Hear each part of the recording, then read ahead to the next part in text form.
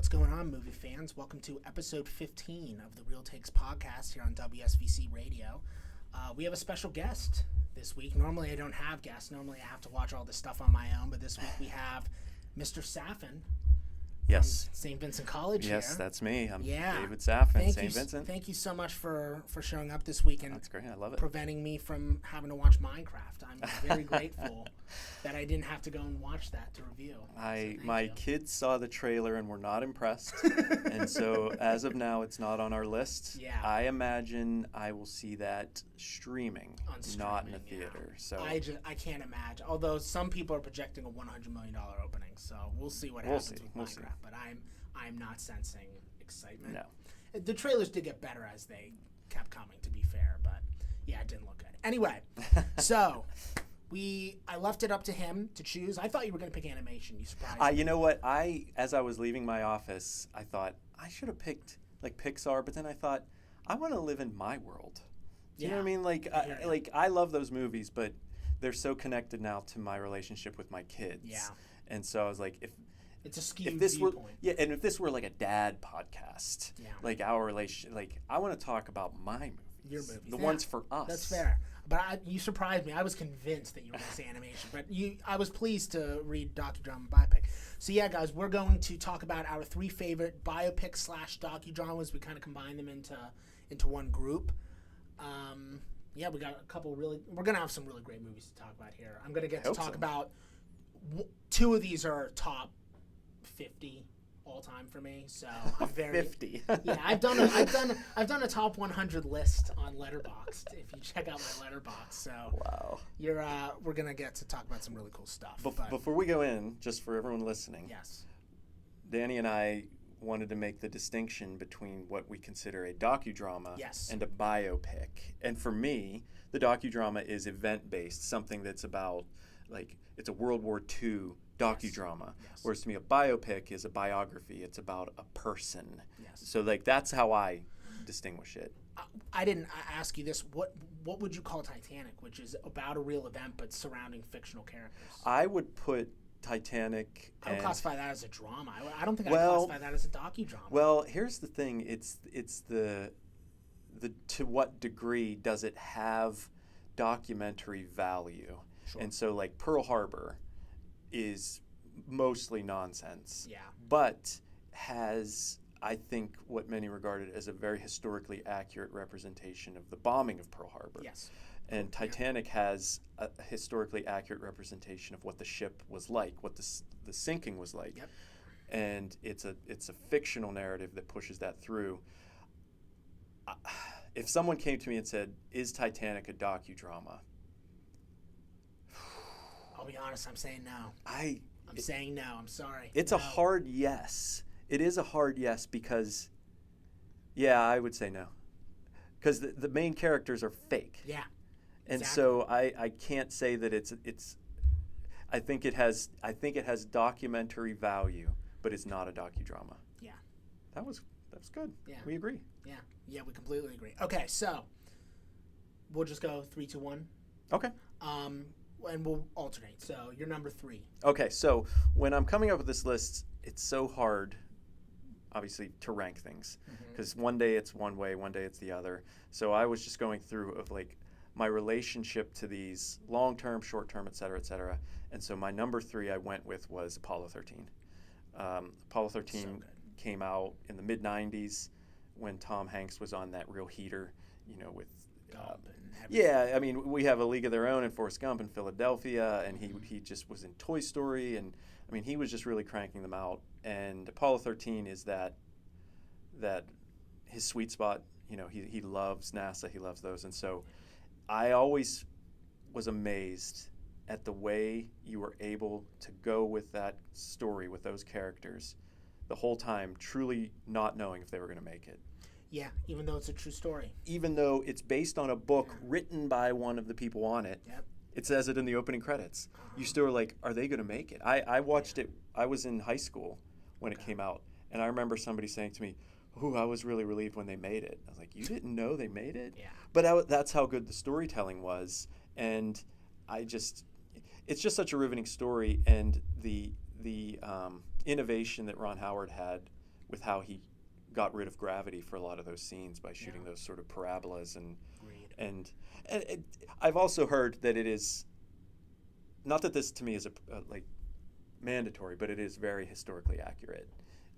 The only thing I heard was that wasn't it mostly based off Jim Lovell's book? Yeah, Lost Moon, and I think I saw an interview with him where he said the only parts that were not accurate had to do with tense moments. Like there's the scene where Kevin Bacon's character Jack Swigert, they're worried he won't be able to dock it. Oh, are you going to be able to dock it? I remember, yeah. And they were like, oh, he's a rookie. He's not going to be able to do it. Like Jim Lovell said, 1, we had full confidence he could do it. 2, if we didn't, any of us could have done it. So he said, that was not a tense moment for us, but it was good for the story. Yeah, but in the script, you have to have those moments that keeps the... Yeah, if the drama of Gary Sinise's character Ken Mattingly not making it, if they're just like, okay, we'll just move on to, like, then there's no drama. But astronauts are like machines, and you can't have that. You need to have some emotion. Yeah. So it's a great movie to revisit every year. For me, it's been a couple years since I've seen it, but I would say that honestly the standout for me is Gary Sinise. Oh yeah. The last time I watched it, I was like, wow. Yeah. You know, like you always think him and, you know, Hanks and Paxton and whatnot, but you never think of him. Oh yeah. And he's so good in that movie, and he has a lot of screen time. Yes. And that line where if they don't get a break, I don't get a break. Yeah. Like that's just so good. Yeah. That's so good. He's really, really good in that movie. I think I would call that Ron Howard's best movie. I really would. I love Rush, but I love Rush. Rush would be 2, but I would put Apollo 13. Yeah, it's funny. He's one of those directors who got kind of an honorary Oscar. But A Beautiful Mind does not crack his top 5, I don't think. I completely agree. Yeah. Completely agree on A Beautiful Mind. We're agreeing a lot. Yeah, Cocoon. Well, Splash, you know, those Splash is a little silly for my taste, but it's fun. Cocoon is excellent. He did Parenthood, right? Did Ron Howard do Was that him? Let me look at the list. Look it up. I think it is. It is He did do Parenthood. I don't think I've seen Parenthood.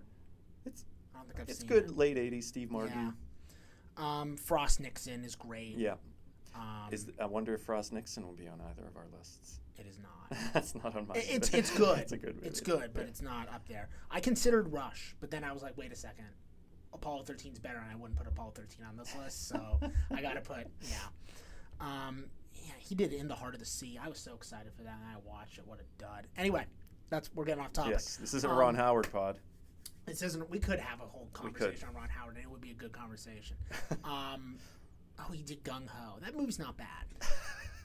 It's not a bad. It isn't. I just like you said, let's get off of it. And you kept on. Okay, so number 3, I'll be honest with you. I wanted to go with some out of the box choices here. Of course. Because I love all these movies. So like All the President's Men. Oh my. I love it to death, but you didn't put that on. You cut it? I cut it. Ooh. Because I don't think from my own personal taste. Okay. That's a great movie. Even though I love it to death. Yeah. I don't think it would make a top 3 if we're combining biopic and docudrama. So I'm gonna go with an out of the box choice here. Of course. Quiz Show.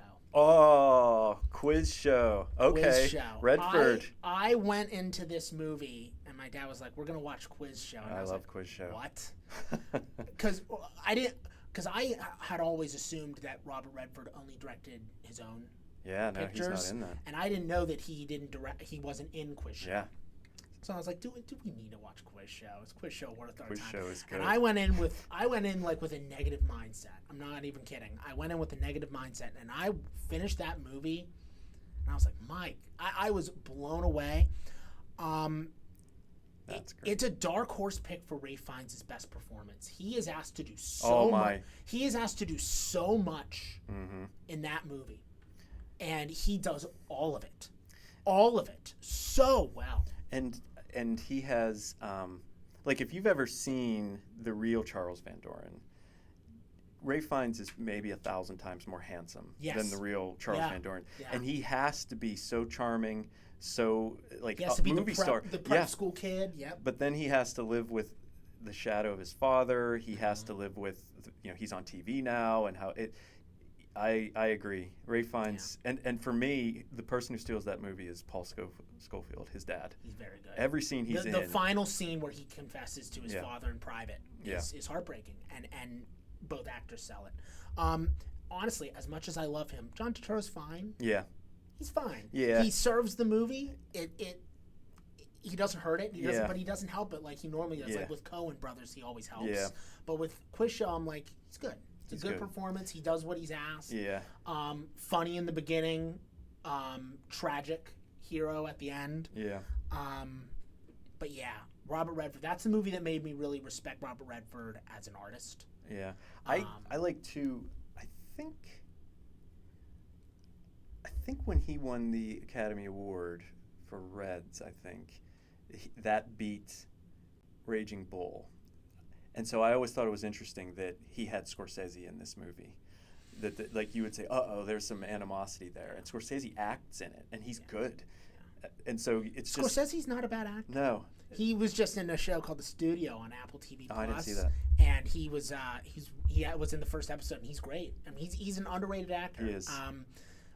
I forgot about Scorsese. You're right. Yeah. I wanted to go with an outside-the-box pick, and that was my choice. I used to show that when I taught Intro to Media Industry here, and there's a section of the course that talks about quiz show scandals and the relationship that advertising had to TV after that it was now no longer single sponsors, but multiple sponsors with commercials. And the end of it, where it's like, in the end, television's going to get us. And it's like, yeah. At the end, when I finished the movie and I saw that the people up top got away with it, I was fuming. Yeah. And that's how I knew the movie was so effective, because they made me so angry that some people, were chastised for it, but not the people who were ultimately responsible. And that just was so hard to watch. And Dick, I have the names up here. Dick Goodwin, played by Rob Morrow, who was lambasted for that accent, his Boston accent. But might be the worst accent I've heard in a movie, other than Don Cheadle's accent in Oceans. Or any accent Kevin Costner does in any movie. That's fair. He's not a good at accent. He loses them very quickly. Yeah. But there's the scene at the end when Dick Goodwin, Rob Morrow, is just looking around dumbfounded, like, these people did not get the point of this trial. They did not get it, and that's when he's like, television is going to ultimately win. And that's a good one. I like that pick. I like it. Quiz show. That would be my number 3. Your number 2. My number 2. Now, again, these are 3 that I've picked for this, that I'm ranking for this. Mm-hmm. I could probably pick 1,000 other ones in there, but I'm going with Steve Jobs, directed by Danny Boyle. Oh, okay. We're going to have an interesting conversation about this movie. Well, here's why. This is one where I like the approach. I like how...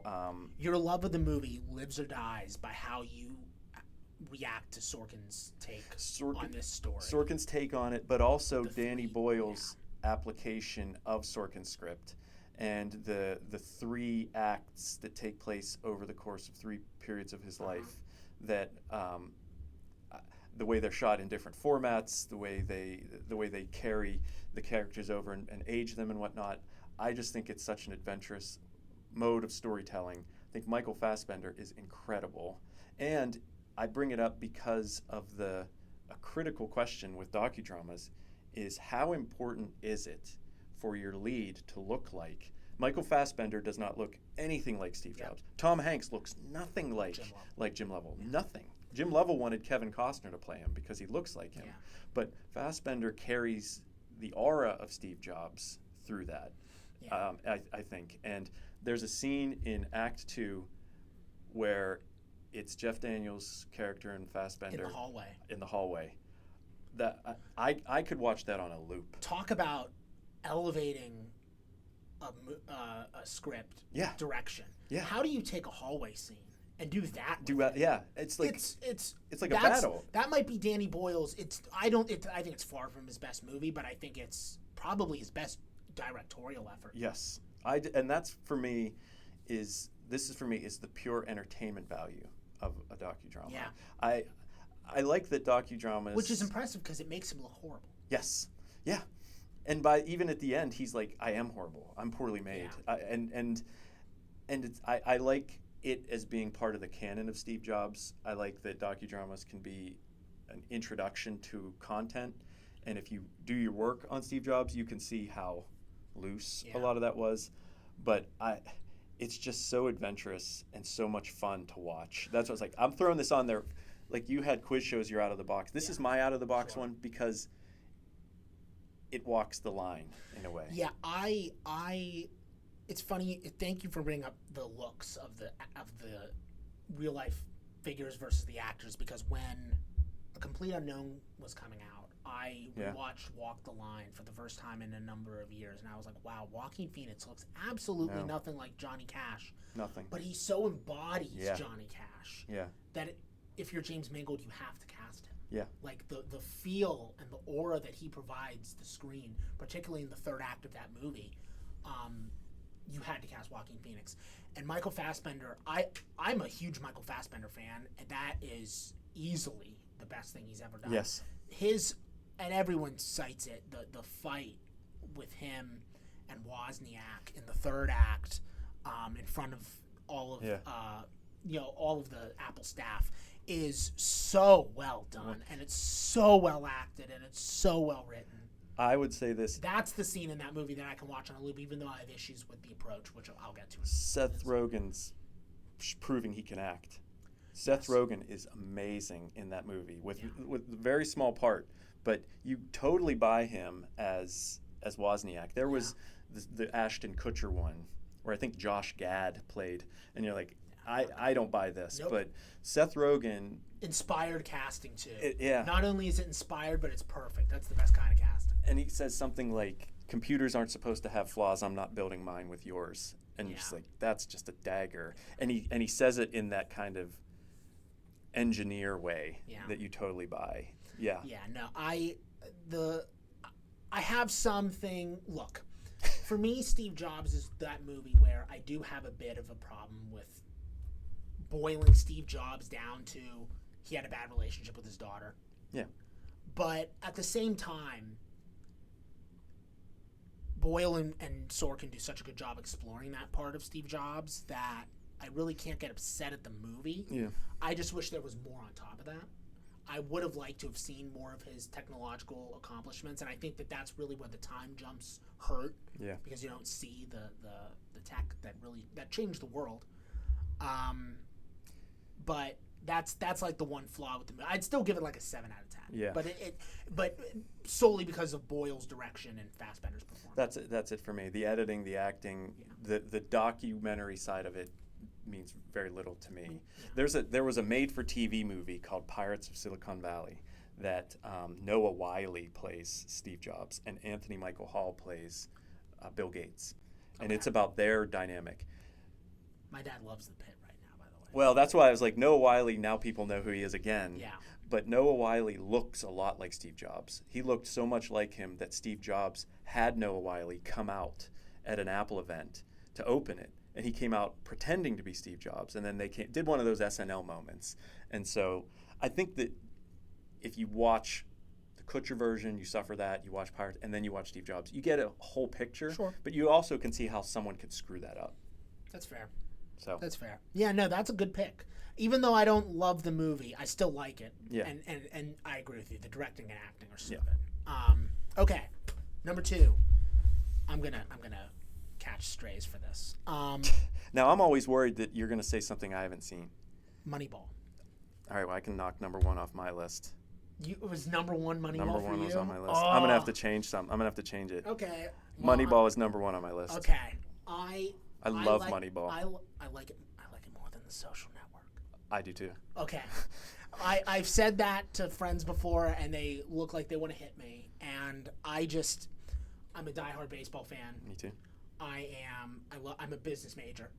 So that side of baseball always fascinates me. I'm not just someone who loves the product on the field. I follow the business of everything.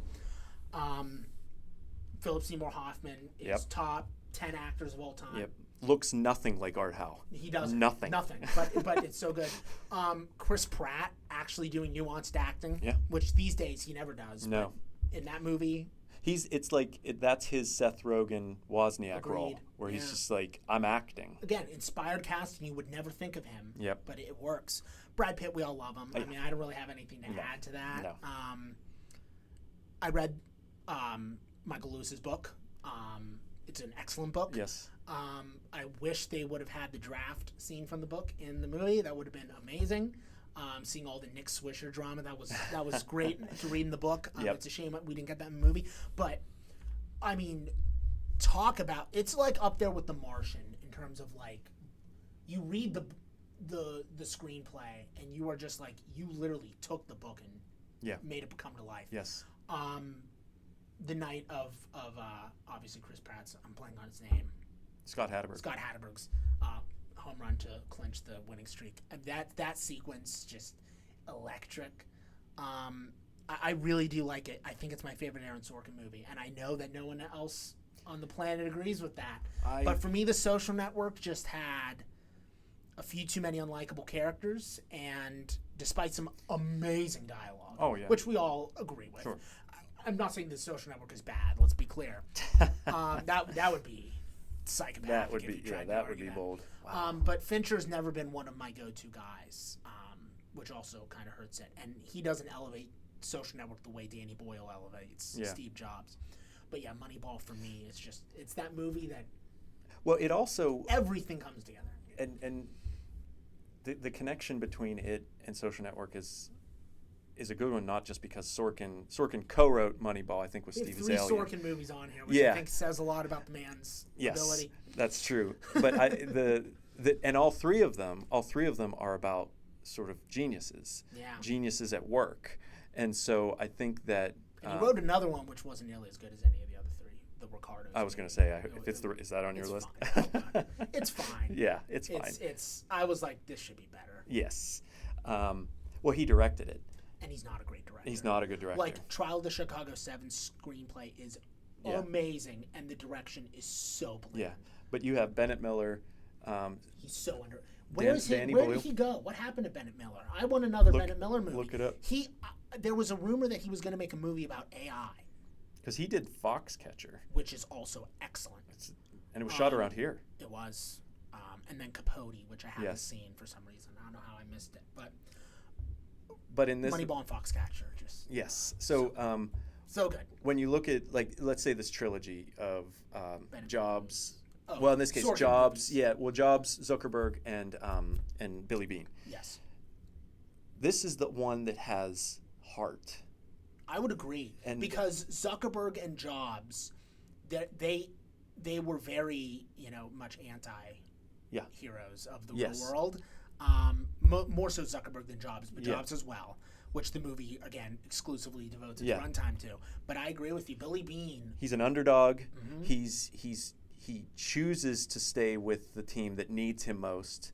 That ending is so powerful at Fenway Park. Yep. It's so powerful. And then the sort of the comparison to him and the young man who fell as he was running to first base and he hit a home run. It's like, how could you not be romantic about baseball? And then he's the CD of his daughter singing as he's driving in his truck, and you're just like, and that music that elevates it. It's that. And we didn't even mention Oscar nominee Jonah Hill. Jonah Hill again. That's also Seth Rogen and Jonah Hill just throwing like.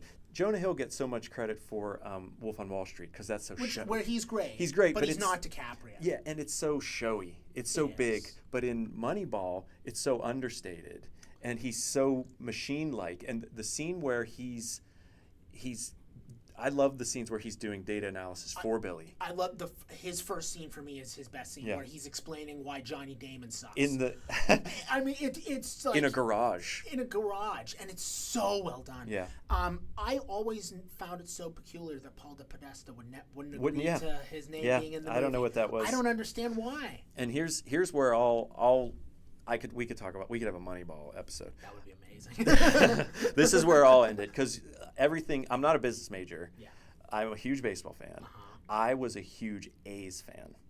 I followed because of my high school. I had a high school history teacher who fell in love with the A's because of this movie. No, I fell in love with the A's in the '90s because of the Bash brothers, Mark McGwire and Jose Canseco, when I played Little League. Okay. And so I had A's hats, I had A's memorabilia, and when they started to get good again, with Hudson and Giambi, I was back in. Yeah. So I had a relationship with the A's, with that A's team, before the Moneyball team. Yeah. And so then, because they broke my heart every year. Yeah. Like they had 2-0 leads, 2-1, they blew them all. Yep. They should have won the World Series 3 times. So when the movie came out, only winning in '89, I think, will go down. It's like up there with the Braves of the '90s. Yes. Only winning in '95. Those are the two dynasties where it's like, how do you only have one championship? The A's should have won in 01. They should have won in 02. They could have won in 04. They were the fact that we can confidently say that they were better than the 01 Mariners. Yes, they were. Speaks volumes. And so when this movie came out, I was so angry at it because I'm like, I don't want to watch a movie of heartbreak. This team broke my heart. But it's not about the ending. And then I watched it. I was like, oh my gosh. It's not about the ending. It's not about how the season ended. Exactly. It's just about proving everyone wrong. That and changing things. Yep. But my disclaimer with it, as somebody, I'm going to put my A's hat literally on. Yeah. They leave out the fact that they had the best starting rotation in baseball. They had the MVP at shortstop, Miguel Tejada. Yeah. Which is crazy because Miguel Tejada never went on to have a year like that again, not even close. And Eric Chavez at third. That team was stacked with talent. Mm-hmm. They make it seem like they won because they had a relief pitcher, a backup first baseman, and who was the third one? The left fielder, David Justice. Yeah, like that. The DH. Yeah, and you watch it and you're just like, That's not how they won. It's helpful to know that Barry Zito won the Cy Young that year. But again, it's not about the great players on the team. It's about the underrated and undervalued ones. And that's what the movie's about. And the movie's about Billy Beane, who is the undervalued GM. They're all in the same boat. And you look at the casting of Brad Pitt, and you're like, oh, Brad Pitt. Like Billy Beane was an athlete, so he was in good shape. He's not Brad Pitt, but nobody is. Yeah. But it's not like as big a reach as Fassbender as Steve Jobs. Like you can buy Brad Pitt. Fassbender got the feel. Like you had to cast Fassbender in that role. But that to me is Brad Pitt's best performance. Okay. I love him in that because he gets to be him. Sure. Like an actor like Brad Pitt can be. Scene where he shuts off the music. Yeah. When Jeremy Giambi is dancing. That scene with the bat Yep. But you guys also, can't see what we're doing, but trust me, if you saw us, when he flips the desk, when he throws the chair out, and when he's going sparring with Philip Seymour Hoffman, you're just like this guy, and just when he's at the desk and he's just like, when he's blah blah blah blah blah, and he can play characters, like 12 Monkeys or Seven and whatnot. The trade deadline scene. Yes. I mean, I can just go list off all these scenes. But when it's Brad Pitt getting to be Brad Pitt, but also playing a character that you buy him as, I think that's as good as Brad Pitt gets. Yeah. I'll be done. Yeah, no. I'm so glad we agree on Moneyball being better than Social Network. You're the first person I know who thinks that. Oh. My dad thinks Social Network is like God tier. I love Moneyball. And I like Social Network a lot, but it's not Moneyball for me. Okay, my number 2. That was your number 2. Oh, yeah, that was your number 2. I'm sorry. You're number 1. You're number 1. Well, my number 1 was Moneyball. So now I have to. It can be your number 1. Well, we've talked a lot about it, but I'll throw this out there. It's not my favorite, but it's the one that is closest to my heart because of its subject, and that was Love and Mercy. I'm not sure if you saw Love and Mercy. Beach Boys. Paul Dano, yes. Paul Dano. And so I have. I'm a Brian Wilson guy. Brian Wilson is my favorite artist. Okay. If I didn't like Brian Wilson, I would have not even seen that movie. And so it's very niche. It's very niche. Very, very, very. Which is why it didn't have a huge audience, which is why it didn't make a lot of money. Flopped, which is why Paul Dano got robbed of an Oscar nomination because he's such a good actor. He's phenomenal as Brian Wilson. So that's why I put it in there. That's an inspired pick. I put it in there too because it's a flawed docudrama. The director tried to be bold by having it be over 2 decades and intercutting between John Cusack and this. John Cusack is not a good Brian Wilson. John Cusack. He's not a great actor, let's be honest. Yeah, and that's the thing. He's good when he's himself. He's good when he's Lloyd Dobler, or he's good in High Fidelity. But you're trying to embody a very nuanced. Point Blank, he has his moments. He's trying to embody this nuanced, complicated artist, and he can't do it.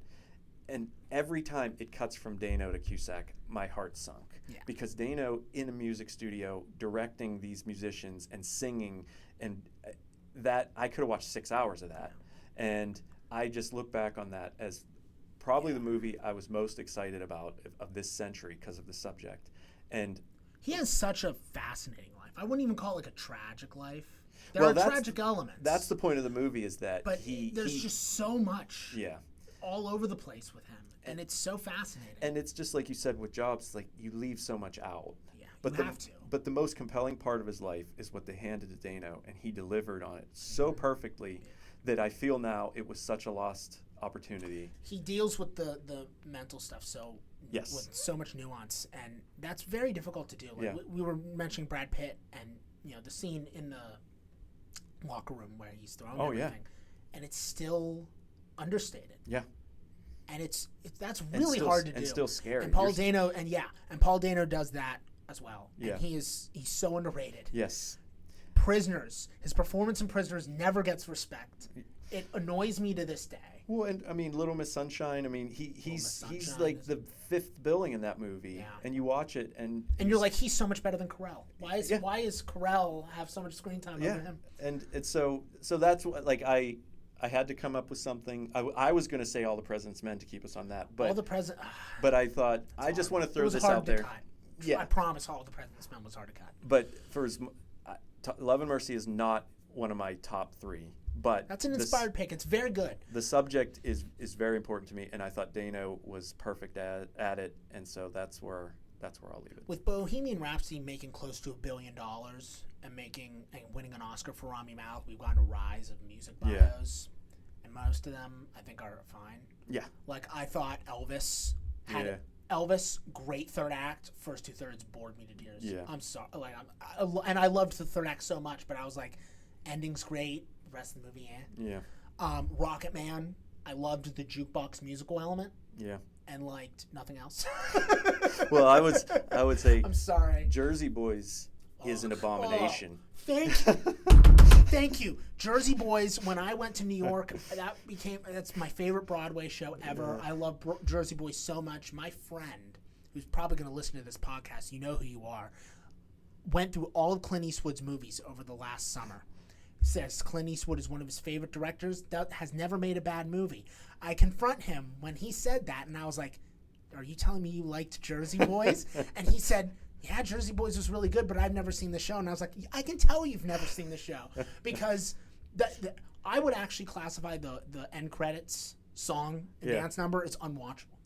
It is embarrassingly bad. I think at that point they were like, we know this is bad, let's just put... The handling of his daughter was embarrassingly bad. I don't know how anyone defends that movie. Anyway, you got me off on a Jersey Boys rant. I hate that movie. I'm right there with you. An atrocious, one of the worst Broadway. It might be worse than Cats. I am not kidding. It might be worse. The movie's horrendous. But yeah, A Complete Unknown I really enjoyed. But it still wasn't like, it was top 10 of last year for me, but it wasn't next level. Love and Mercy isn't next level either. No. But Love and Mercy, like A Complete Unknown, is on the right track and understands what it needs to convey about its character, the character in question. Yeah, I think it's A for effort, B for execution. Agreed. Okay, number 1. Uh-oh. I get nervous. Is it? Are you? Well, I'm always afraid I haven't seen it. Okay, and then that's fair. And I'm going to come off as like stupid. I have a hard time believing you haven't seen this. The Big Short. Oh yeah. Okay. The Big Short. For me, this is a movie where I finished watching it and I immediately wanted to watch it again. Yes. Like, I'm not kidding. 2 minutes after I finished that, I finished it. I was like, I want to watch that again. Yeah. Every performance, every scene of dialogue, the humor. Yeah. Taking very difficult concepts that I can kind of grasp being in college.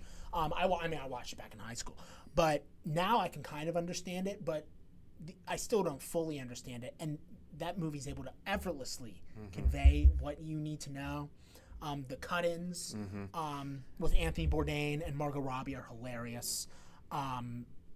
It's just, for me, it's one of the most endlessly rewatchable movies. I love it to death. And you could see McKay getting interested in that with the end of The Other Guys, when he's putting all that data, and a movie that I didn't like till the third act.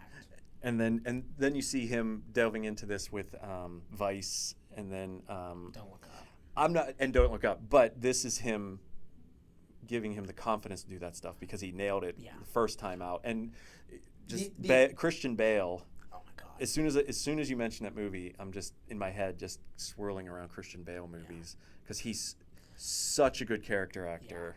Yeah.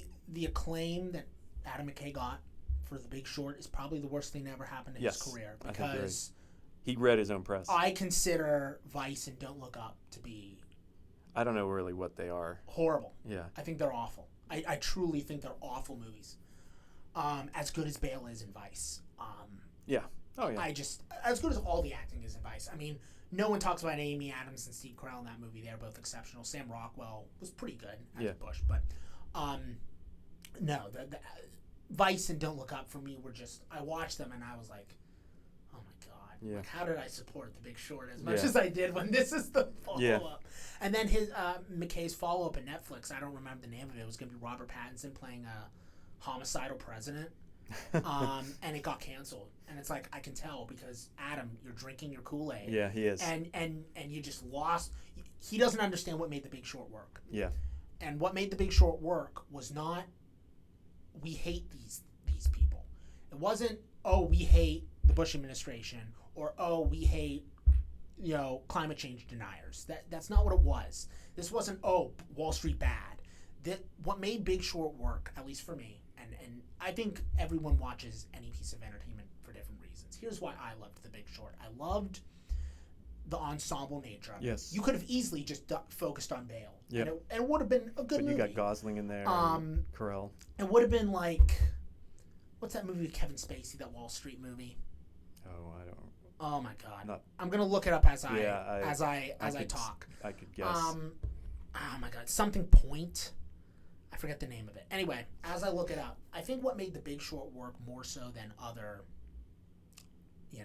Wall Street movies, is just the nature. Margin Call.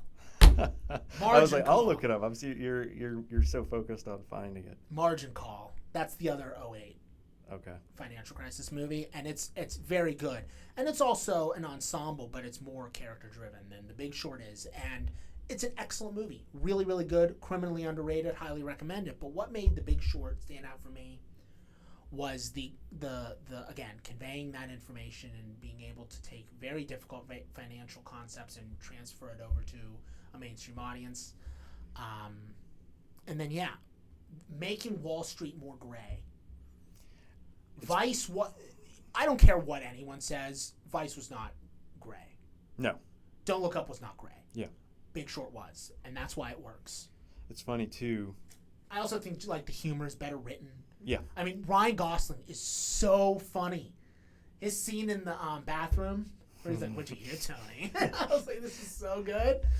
And it's funny. We had several Sorkin. Now we have 2 Michael Lewis. We do. Source material. And what's interesting there is his source material. Which, that's the book. I've read Moneyball. I have not read The Big Short. I didn't read it either. I think my wife read it for a class. Okay. If she listens to this, she's probably tired of hearing my voice, so I doubt she will. But if she did, maybe she can confirm that she read it. Okay. But these are both almost textbooks. Like, I remember when they said they were going to make a movie out of Moneyball. I'm like, this is like almost a textbook about baseball analytics. Book. Yeah, and this is an economics book. How are you going to make a movie out of it? And you took these 2 visions of how you turn it into a movie, and that's why they work. Very different visions. And yes, and what makes The Big Short work is you could watch it as pure fiction and be entertained by it. And that's what I think, because we're at the end of our list, doesn't mean we have to be done talking, but these movies are entertainment first. And so how beholden they are to the accuracy is secondary to the entertainment value. You could watch The Big Short and just say that was completely made up and it's great. Or you can say this is based on a true story. You're like, what? Yeah.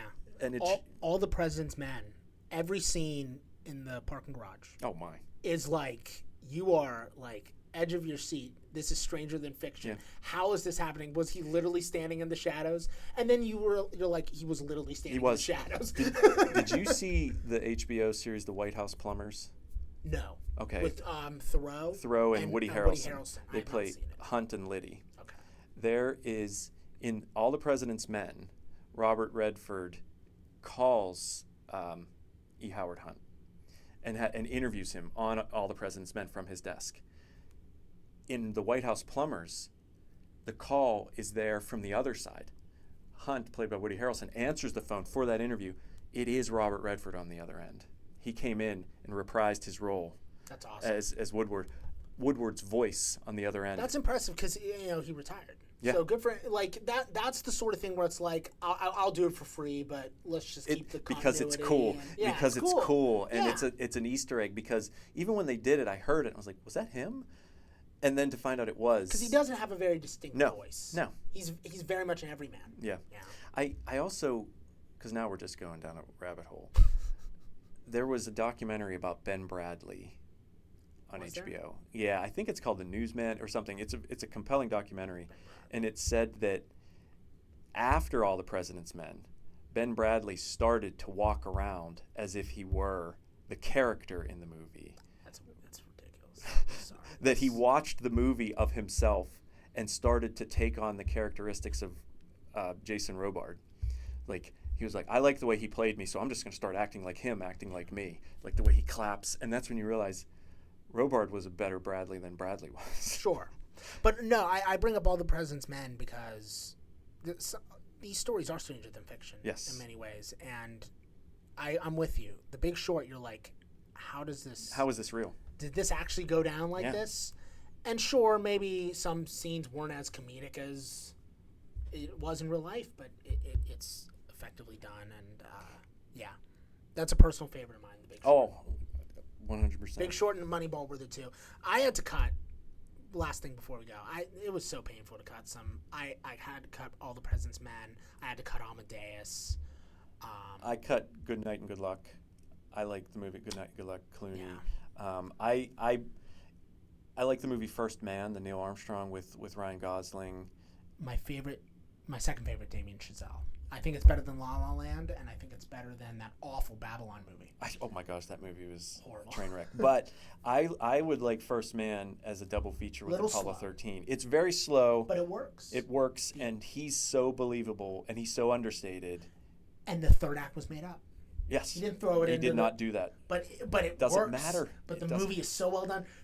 The Apollo 1 scene. Yeah. And then the call.